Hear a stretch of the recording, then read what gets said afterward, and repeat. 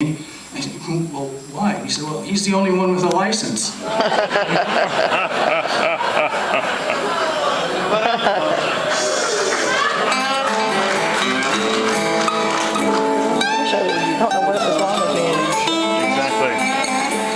promised I wasn't going to tell. I promised Mary I wasn't going to tell a lot of stories today. I got one more. Do you want to hear one more story?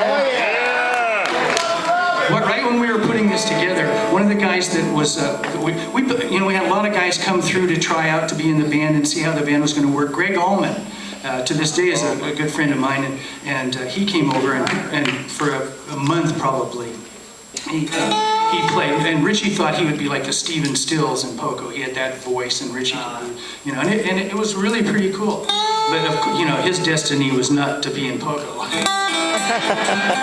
That was pretty obvious. But I kept telling Richie about Buck Owens. You guys know Buck Owens. Oh yeah. I am a huge Buck Owens fan, and growing up, I used to see him every time he came to Denver. And I thought he was like the original country rock guy because he played really loud, really way louder than any country act. And the Beatles recorded his songs, the songs that they did. So, but Richie hadn't heard Buck. He'd heard records, I'm gonna put you in the. He'd heard that, but he'd never seen him live. And it turns out that Buck was playing at Disneyland out there where we were living, and Graham Parsons was hanging out. Yeah. Yeah. Oh wow. He had that effect on girls. I think I understand. And so Graham says, we were sitting around afternoons playing. We didn't have a drummer at the time, and Randy hadn't come in on bass yet either. But we'd sit around and play, and Graham says, well, hey, I know Buck, and why don't we'll go together, and I'll introduce you guys. And that was just great. So we all go to, we all get in our cars, and we go over there on a certain day. And Richie and I went together and with our wives, and we went in, and then there's this big ruckus at the gates. And we wondered what it was, so we went down to look, and it was Graham. They didn't want to let Graham into Disneyland because Graham was wearing a dress. And this is 1968. It was a nice dress. It was really long, and it was like that white, cream color. And he wore sandals, and he always wore that neck thing. He had a neck thing that he always wore, and he might have had a flower. I'm not sure. And the sandals were very tasteful.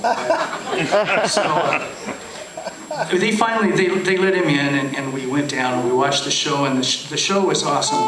Buck was always really, really great. And we went backstage after, and there were a bunch of people back there. Dolly Parton was back there. You don't forget when Dolly Parton. And Cash was back there, Johnny Cash. And yeah, it was very cool. And of course, it's like, testosterone heaven back there, the Buckaroos and Johnny Cash and all this kind of stuff. And, or is it testosterone? No, you're okay. Testosterone, no, the other one's, it's one of those things.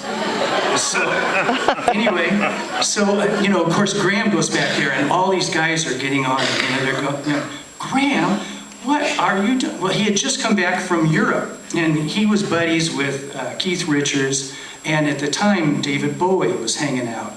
And so, of course, David Bowie apparently loves to wear dresses. And so, I like David. Graham explains, this is the biggest thing, in Europe. All the guys are wearing this outfit. And next year, when I come to see you, Buckaroo dudes, you're all going to be wearing... And, of course, the guys, they're all going, God, Graham. And Cash looks over at him and says, well, do they make it in black?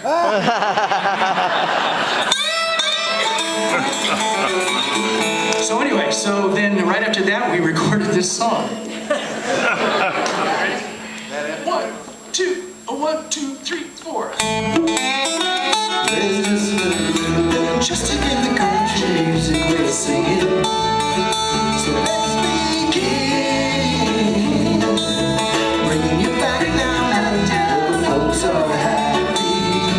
Something in a green. You and me pick up the pieces of somebody else.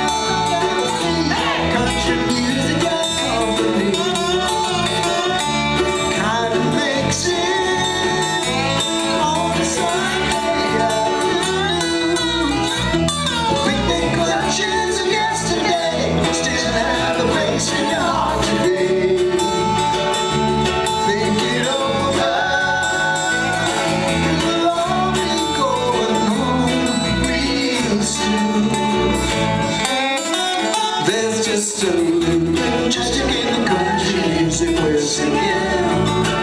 So let's begin, bringing you back down hometown. Folks are happy, sitting thinking and agreeing. Gradually, you and me will pick up the pieces.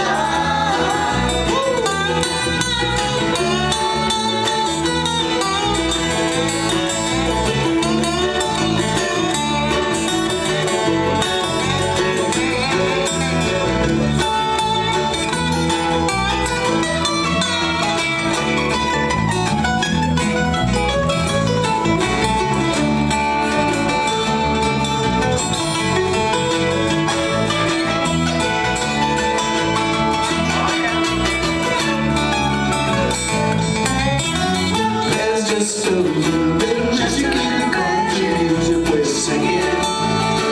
So let's begin, bringing you back down where the folks are happy, sitting thinking and agreeing. You and me will pick up the pieces.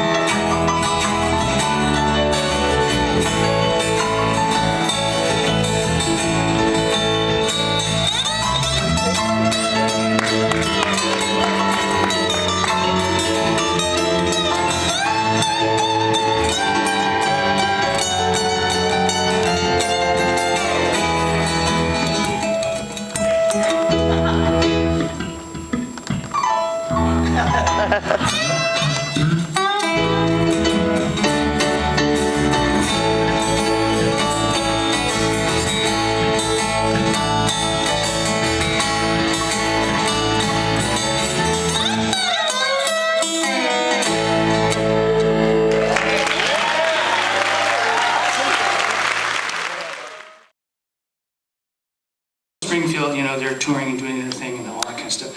So Bruce has got an apartment. He's in his apartment rolling joints. He's got a big pile of pot on his coffee table, and he's rolling them up, and the neighbors are making a lot of noise. So Bruce decides, he gets irritated, and Bruce decides he's going to call the cops.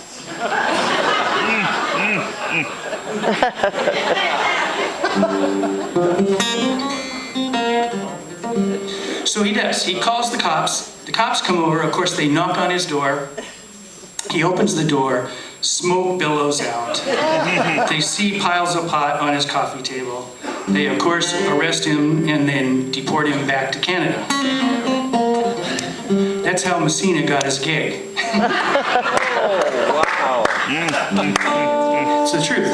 These are all, they're 99% true. I make up a little.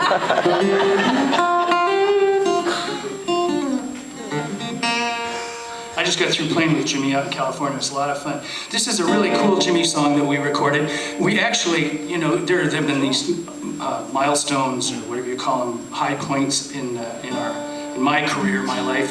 This is one of them. We played this on American Bandstand with Dick Clark. Rate a record. 37. But that was all rigged, because I'm sure they couldn't dance to this. No one could dance to this song. But it's a really cool Jimmy Messina song. So I'm going to see if I can get through it. So pray for me, please.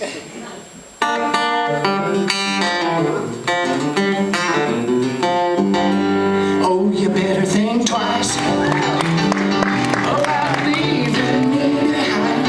Make up your mind about what you're gonna do.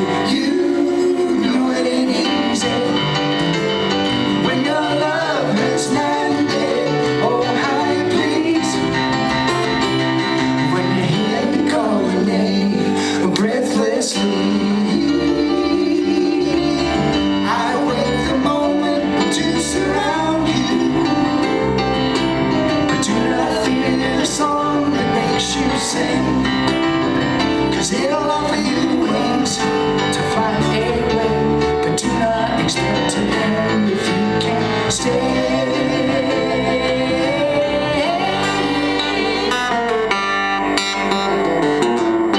You better think twice